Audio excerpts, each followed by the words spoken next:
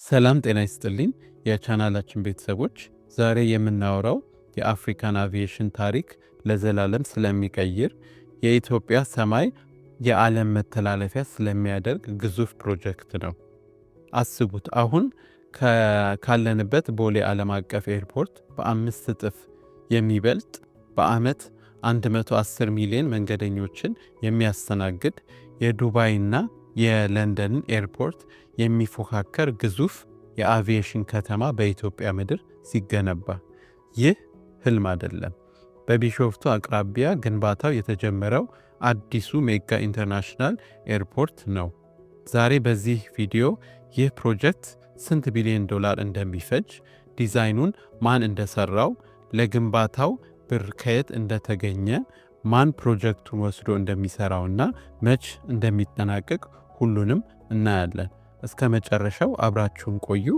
ቪዲዮ ከመጀመራችሁ በፊት ሰብስክራይብ ማድረጋችሁን እንዳትረሱ፣ እነዚህን ቪዲዮ እንድንሰራ ስለሚረዳ።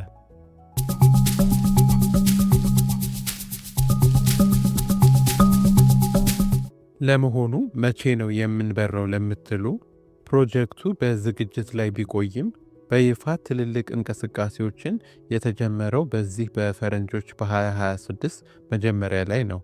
ምዕራፍ 1 ወይም ፌዝ 1፣ ይህ የመጀመሪያው ምዕራፍ በ2030 ይጠናቀቃል ተብሎ ይጠበቃል።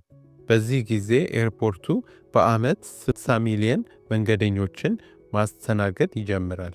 በዚህም የመጀመሪያ ምዕራፍ ሲጠናቀቅ አሁን በአፍሪካ ትልቅ የሚባሉት የደቡብ አፍሪካውን እና የግብፁን ካይሮ ኤርፖርት በቀላሉ በልጦ በአፍሪካ አንደኝነትን ደረጃ ላይ የሚቀመጥ ይሆናል።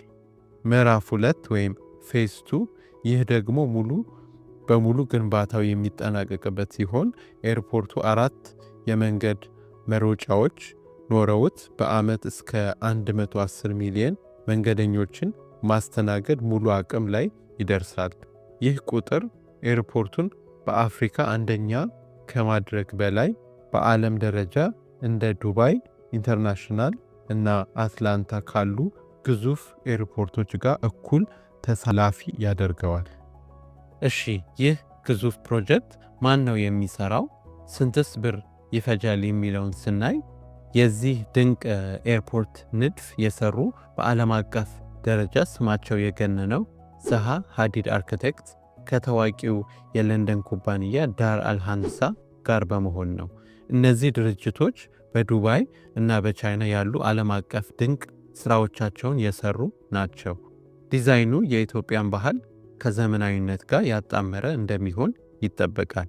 ለዚህ ፕሮጀክት የሚያስፈልገው አጠቃላይ ወጪ 12.5 ቢሊዮን የአሜሪካን ዶላር ሲሆን፣ ይህ ገንዘብ እንዴት ተገኘ የሚለው ስናይ፣ አየር መንገድ ከራሱ ትርፍ 30 በመቶውን ወጪ የሚሸፍን ሲሆን ቀሪውን 70% ከዓለም አቀፍ ብድር የሚገኝ ነው። ዋናው አስተባባሪ የአፍሪካ ልማት ባንክ ሲሆን ከሌሎች ዓለም አቀፍ ባንኮች ጋር በመሆን ገንዘብ እያሰባሰበ ነው። ግንባታው ደግሞ በዋናነት በዘርፉ ትልቅ ልምድ ያላቸው የቻይና ኮንስትራክሽን ኩባንያዎች ከሀገር በቀል ድርጅቶች ጋር በመሆን እንደሚረከቡ ይጠበቃል። ተመልካቾቻችን፣ ይህ ፕሮጀክት የአውሮፕላን ማረፊያ ብቻ ነው ብላችሁ እንዳታስቡ። ጽንሰ ሐሳቡ የኤርፖርት ሲቲ ወይም የኤርፖርት ከተማ የሚባል ነው። ምን ማለት ነው? አንድ መንገደኛ በዚህ ኤርፖርት ውስጥ ሲገባ ወደ ውጪ መውጣት ሳያስፈልገው ሁሉንም ነገር እዚያው ማግኘት ይችላል። በኤርፖርቱ ግቢ ውስጥ እጅግ ዘመናዊ የሆኑ ባለ 5 ኮከብ ሆቴሎች ይገነባሉ። ለትራንዚት መንገደኞች ከኤርፖርት መውጣት ሳያስፈልጋቸው ማረፊያ ያገኛሉ።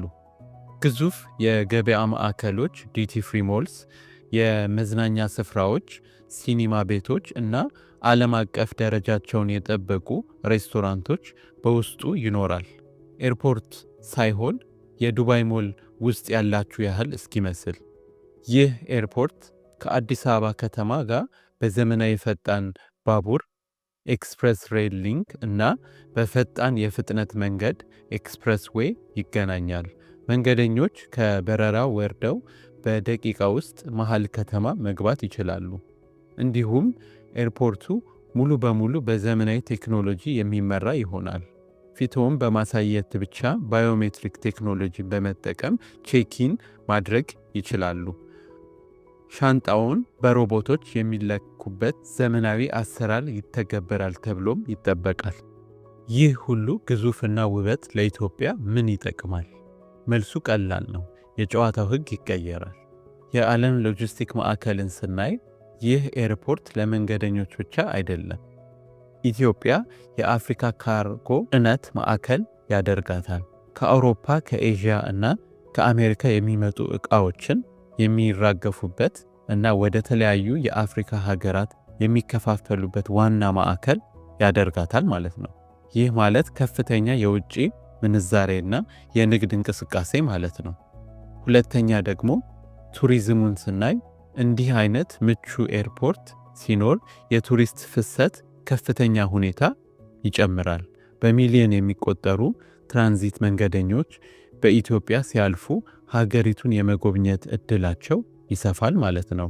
የሥራ ዕድል የሚከፍተውን ስናይ ደግሞ የግንባታው ወቅት ብቻ ሳይሆን ኤርፖርቱ ሥራ ሲጀምር በ10 ሺህ ምናልባትም በ100 ሺህ የሚቆጠሩ ቋሚ ሠራተኛ ዕድሎች ይፈጥራል። ከፓይለት እስከ ሆቴል አገልግሎት ሰጪዎች፣ ከቴክኒሽያን እስከ ገበያ ሠራተኞች ድረስ ይዳረሳል ማለት ነው።